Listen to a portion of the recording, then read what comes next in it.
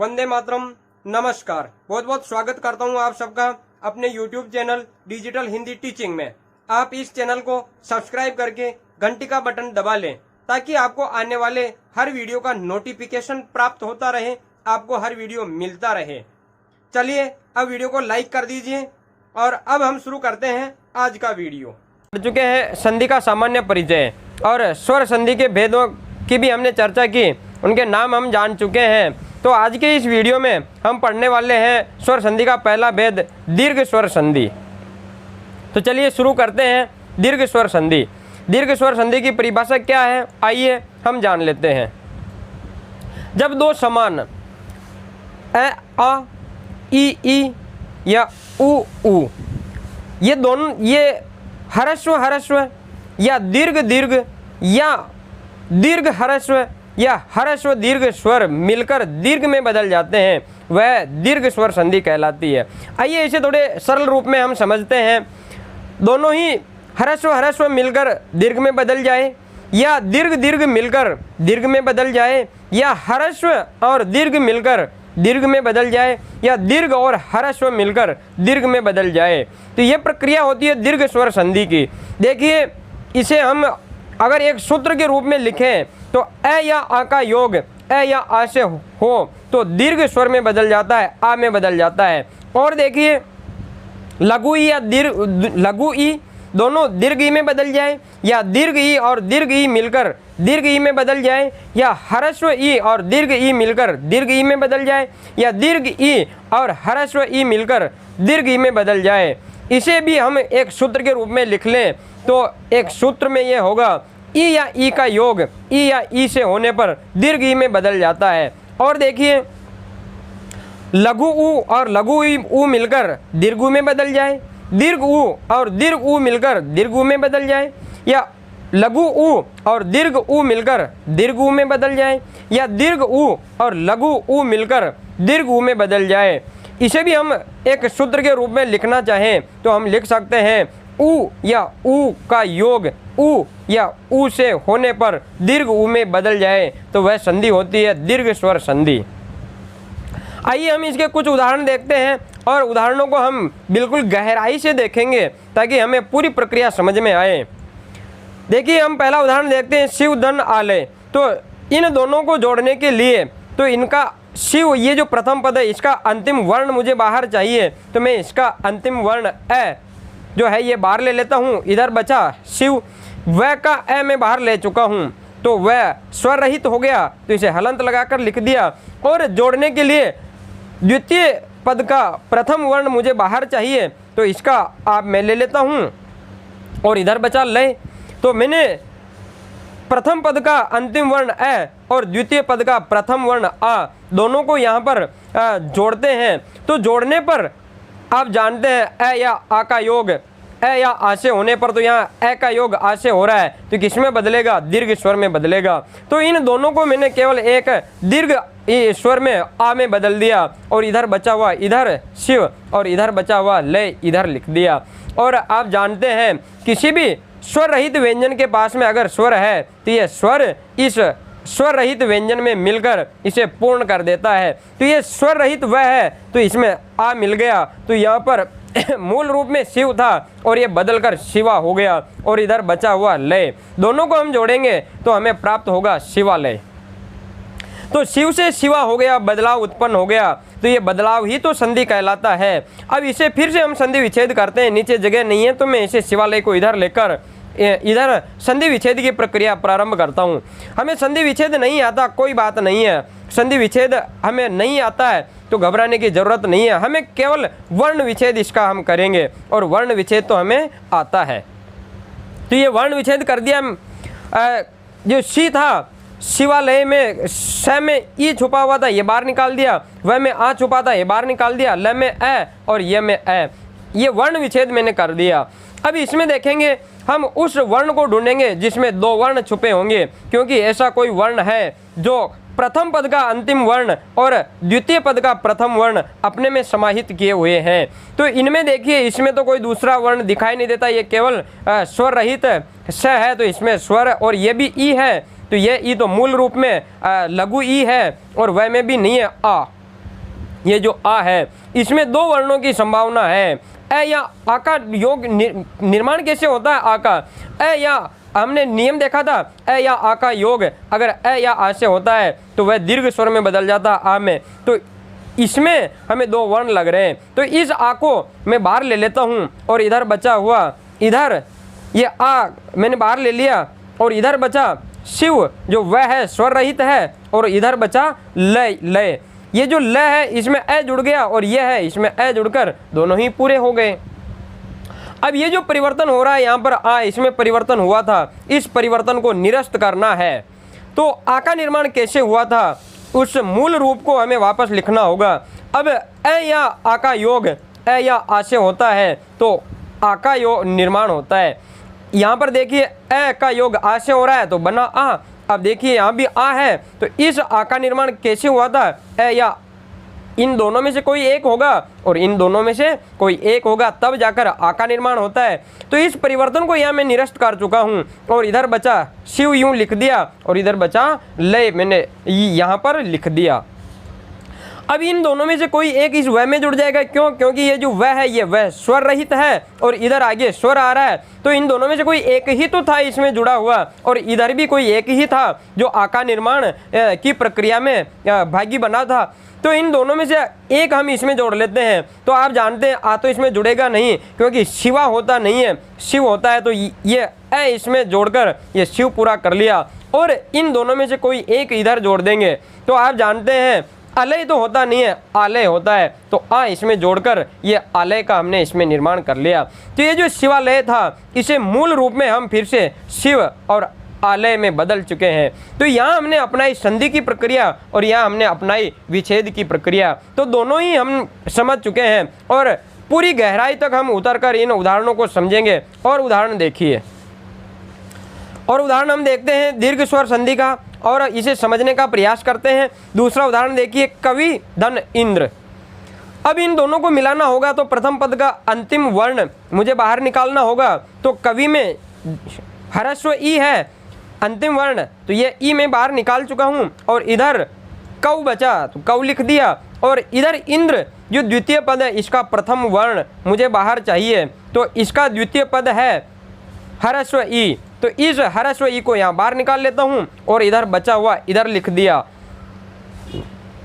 और आप जानते हैं दीर्घ संधि का नियम कि ई का योग अगर ई से हो या ई का योग ई या ई से हो तो वह दीर्घ स्वर में बदल जाता है। तो यहाँ पर ई का योग ई से हो रहा है तो ये किस में बदलेंगे? दीर्घ स्वर में बदलेंगे और इनका दीर्घ स्वर क्या होगा? दीर्घ ई। तो इन दोनों को मैं यहाँ पर दीर्घ स्वर में बदल चुका हूँ, दीर्घ ई में बदल चुका हूँ। इधर का बचा इधर लिख दिया और इधर का बचा इधर लिख दिया। तो यहाँ पर मुझे स्वर रहित वह दिखाई दे रहा है और यहाँ पर ई दिखाई दे रहा है। तो जाहिर सी बात है ये ई इसमें जुड़ जाएगा और जो मूल रूप में यहाँ कवि इसमें ह्रस्व मात्रा थी यहाँ पर देख लीजिए बदलकर यहाँ दीर्घ मात्रा में बदल चुका है और इधर बचा हुआ इंद्र लिख दिया। और इन दोनों को जोड़ेंगे तो क्या बन जाएगा? कविंद्र बन जाएगा। जो यहाँ कवि मूल रूप में कैसा था? ह्रस्व ई वाला, यहाँ पर देख लीजिए बदलकर दीर्घ ई वाला हो गया। तो बदलाव आया तो इसमें जरूर संधि है और ये बदलाव नहीं होता यूं का यूं जुड़ जाता तो आप जानते हैं वह प्रक्रिया कौन सी होती? संयोग की होती।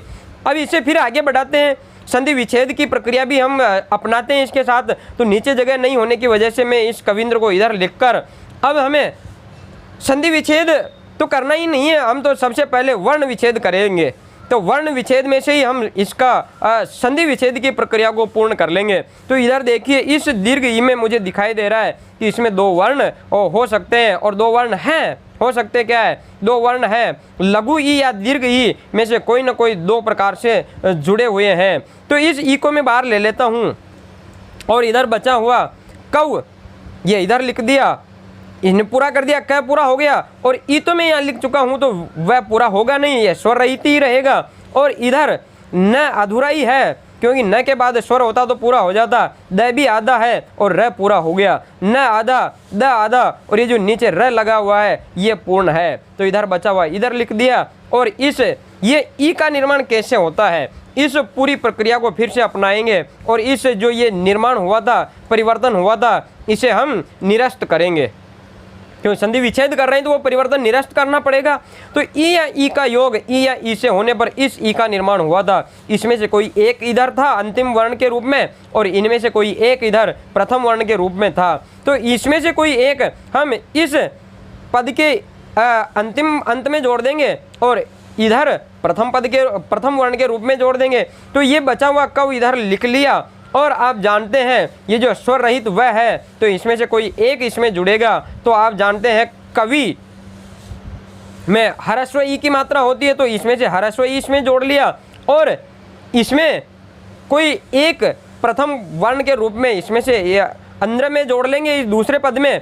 तो आप जानते हैं इंद्र तो होता नहीं है, इंद्र होता है, तो लघु ई इसमें जोड़कर हम कविंद्र को मूल रूप में हम फिर से बदल चुके हैं। तो कवि धन इंद्र हमें प्राप्त हो गया।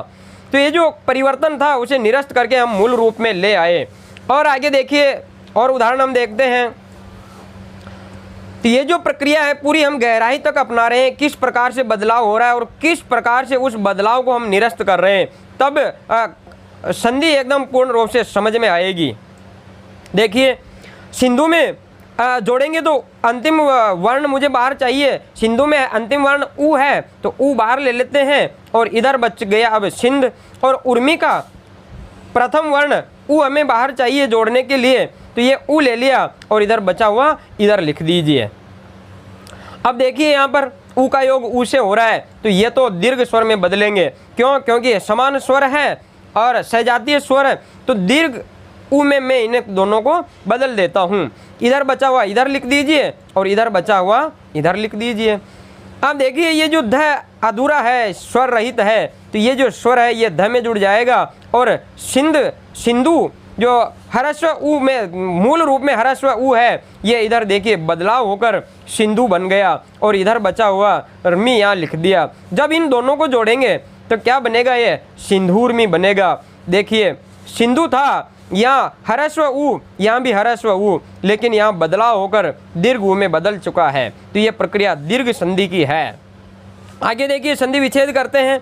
हमें संधि विच्छेद नहीं करना, हम वर्ण विच्छेद करेंगे और उस वर्ण को ढूंढेंगे जिसमें दो वर्ण छुपे होंगे। उसमें से एक वर्ण प्रथम पद के अंत में जोड़ देंगे और दूसरा वर्ण द्वितीय पद के प्रथम वर्ण में जोड़ देंगे। तो इसमें मुझे केवल ये दीर्घ ऊ दिखाई दे रहा है, तो इस ऊ को बाहर ले लेता हूँ और इधर बचा हुआ सिंध स में ई जुड़ा पूरा हो गया। न को यहाँ अनुस्वार में बदल दिया, ध आधा का आधा, ये ऊ यहाँ हम बाहर ले चुके हैं, तो ये इसमें जोड़ ही नहीं सकते। इधर बचा हुआ मी इधर लिख दिया, र आधा और मैं पूरा, तो र ऊपर जाकर यहाँ हो गया है, तो ये मी इधर लिख दिया। अब ऊ किस प्रक्रिया से बना था, इसे हम वापस बदलते हैं। तो ऊ या ऊ का योग ऊ या ऊ से होने पर दीर्घ ऊ का निर्माण होता है। तो ये जो परिवर्तन था इसे मैं यहाँ पर वापस निरस्त कर चुका हूँ, बदल चुका हूँ। इसे मूल रूप में बदलने के लिए इस प्रक्रिया को यहाँ पर ये पूरा सूत्र यहाँ पर लिखेंगे। तो एक वर्ण इधर जोड़ेंगे और एक वर्ण उधर जोड़ देंगे। इधर बचा हुआ सिंध इधर लिख दिया, इधर बचा हुआ इधर लिख दिया। अब इसमें से एक वर्ण एक स्वर, ये जो ध स्वर रहित है, इसमें एक स्वर इसमें जोड़ देंगे। तो आप जानते हैं सिंधु तो होता नहीं है, सिंधु होता है, तो यहाँ लघु ऊ यहाँ सिंध में जोड़कर ये सिंधु बना लिया। और आप जानते हैं इन दोनों में से एक स्वर इसमें जोड़कर हम उर्मी यहाँ बना लेंगे। उर्मी तो होता नहीं है, मूल रूप में उर्मी होता है, तो इन दोनों को फिर से हम मूल रूप में ले आए। तो ये जो बदलाव था यहाँ बदल कर इसे निरस्त करके यहाँ मूल रूप में लाना ही ये जो प्रक्रिया, ये संधि विच्छेद की प्रक्रिया है। और इन दोनों में जो बदलाव नहीं था ये मूल रूप में थे, इनमें बदलाव करके इन्हें जोड़ना ये संधि की प्रक्रिया कहलाती है। तो दोस्तों हमने देखा संधि की पूर्ण प्रक्रिया हमने अपनाई। अगर इस तरह गहराई से हम पढ़ेंगे तो कभी संधि में हमें दिक्कत नहीं होगी। हम इसके और अन्य उदाहरण देखते हैं। पहला सूत्र अ या आ का योग अ या आ से होने पर दीर्घ आ का निर्माण होगा। इसके और उदाहरण देखिए और इन उदाहरणों को आप घर पे पूरी प्रक्रिया के माध्यम से लिखेंगे और समझेंगे। देखिए विंध्याचल, विंध्य धन अचल, अचल पर्वत होता है और अंचल प्रदेश को कहते हैं। अगर विंध्या अंचल भी कहें हम, विंध्य और अंचल को जोड़ेंगे तो यानी विंध्य प्रदेश, विंध्य पर्वत के आसपास का प्रदेश, और यह है विंध्याचल, विंध्य पर्वत है। श्रद्धांजलि, श्रद्धाधन अंजलि, ऐसे देवासुर, देव धन असुर।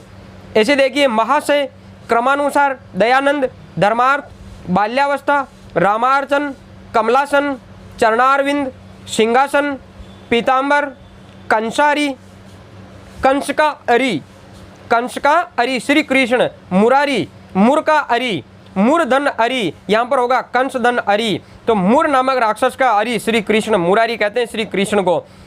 कृष्णार्जुन, कृष्णागमन, गीताध्याय, तथापि, तथा धन अपि, मरणातुर, कामातुर। तो ये सभी हैं अ या आ का योग अ या आ से होकर दीर्घ स्वर आ में बदलने वाले उदाहरण। तो इनको आप पूरी प्रक्रिया के माध्यम से घर पे इनका अभ्यास कीजिए।